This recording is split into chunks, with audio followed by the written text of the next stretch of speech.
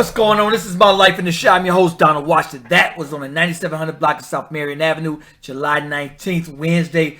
24-year-old Princeton Mack was shot, multiple gunshot wounds to the body. I'm going to bring you guys the story. However, I'm going to bring you guys a picture from the Chicago crime chaser. He posted this picture, and what do you see above him? 97th and Merrion. Youngsters, everybody. Let me tell y'all something. The police is watching that your social media, and your ops is definitely following you, and they watching your social media. I'm gonna bring you guys not just the footage, but let's keep it all the way a buck in our community. The code of silence is so crazy in our community. Everybody in the hood can know that car, and nobody will say nothing. Let me tell y'all something. If we're gonna take back our communities, we must protect our children, our women, and our elders. It's up to us. We cannot pray our way out this mess. We definitely can't vote our way out this mess. I saw somebody talking about vote or die, and I'm like, stop it, y'all. Please stop it. Story's going to read, 24-year-old Princeton Mack is identified July 19th, about 7:09 p.m. Police was called to 97th and Merrion. When they arrived, they found a male with multiple gunshot wounds to the body. They pronounced him. They said he was standing outside when a car pulled up. At least two offenders jumped out of the scene. 60 shell casings were found. Wow. I've done several videos where it's mass shootings, and these youngsters got switches, and they just letting the whole clip go. 60 shell cases and broken glass, possibly from that car. And if you look in this footage, it looks like that back window is missing. However, everybody in the hood probably seen that car, watched that car. We've just really mind our own business. True story. And I keep telling the story about my cousin and another time when I went to and I'll get to that later. But however, I want to bring you guys this article. Brandon Johnson's first 100 days in office. How does this coincide with the violence in Chicago? A lot of these cars are what? Stolen. What you're going to see is that no front license plate. And they're giving some of these youngsters, I did a video with that off-duty police officer when she got off, that young girl that was a police officer.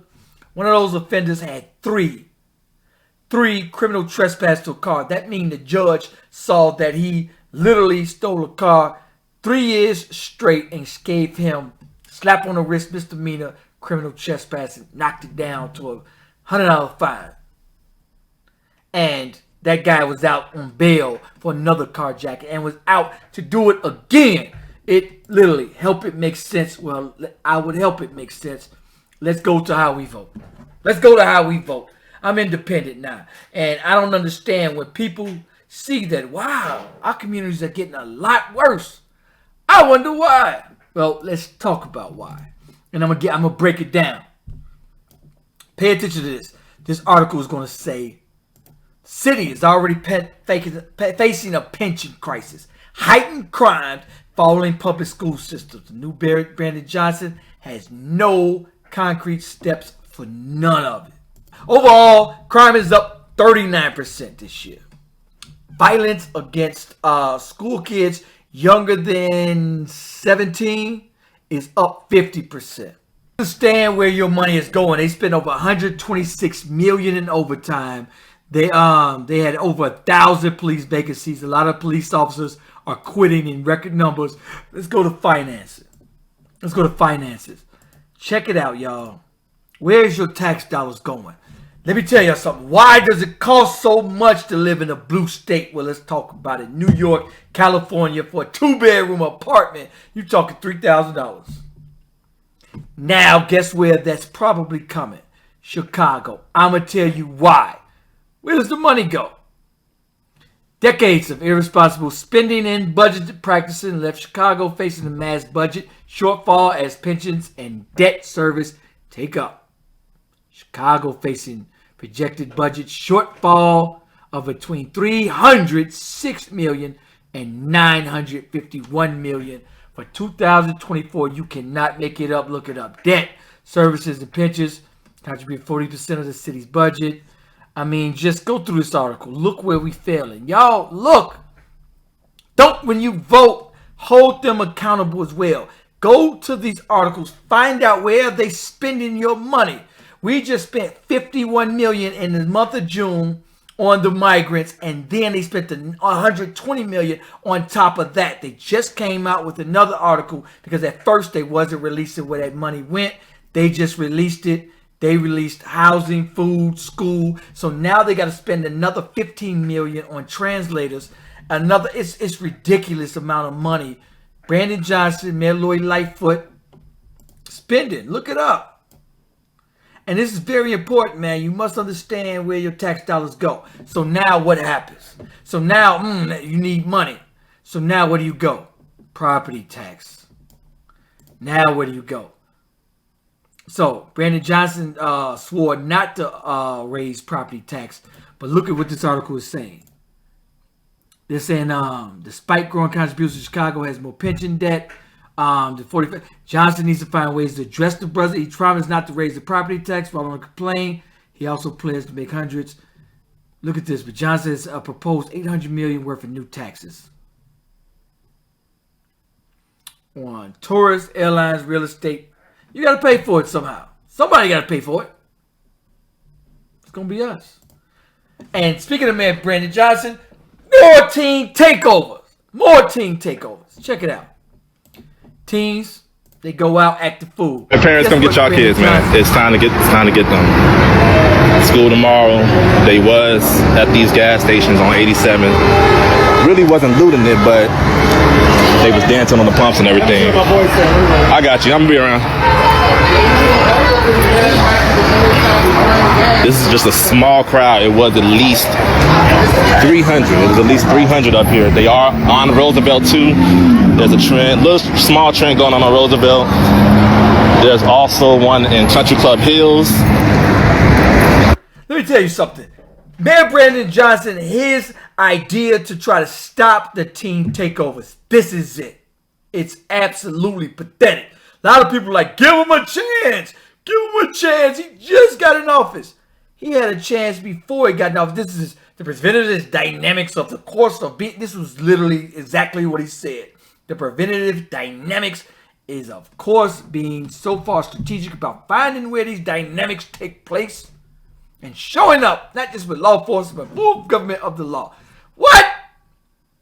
They're going to just change the location. Dude, what don't you understand? You cannot be everywhere. The police cannot be everywhere. They're just going to change the location, change the location, change the location. If you're getting them soft misdemeanor fines, then they don't care to get caught. I will give them a mandatory year in jail. Y'all would hate me as a mayor. Oh, y'all would hate me. Oh, y'all would hate me.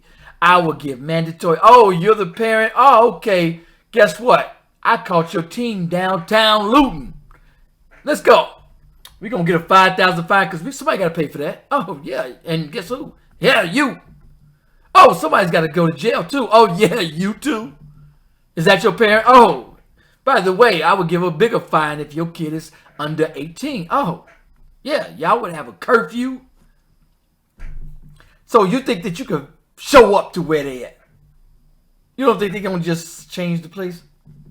You don't think these kids got resources, social media, they just, okay, cool. Police on to where I'm going to be at. Let's be somewhere else. And they 300 deep. What y'all going to do? So now, if you give them a mandatory 3 months, let's say you give them a mandatory 3 months. Youngsters, that's like, oh, damn, you going downtown to go loot? Oh, yeah, you go ahead, homie. I'll be here.